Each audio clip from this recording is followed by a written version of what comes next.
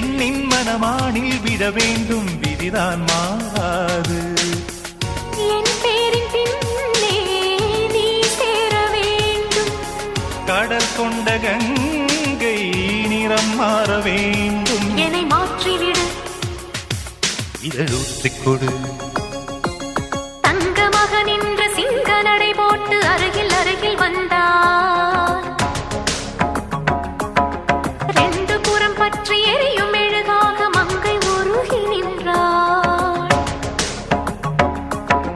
தங்க மகன் என்று சிங்க நடை போட்டு அருகில் அருகில் வந்தார்.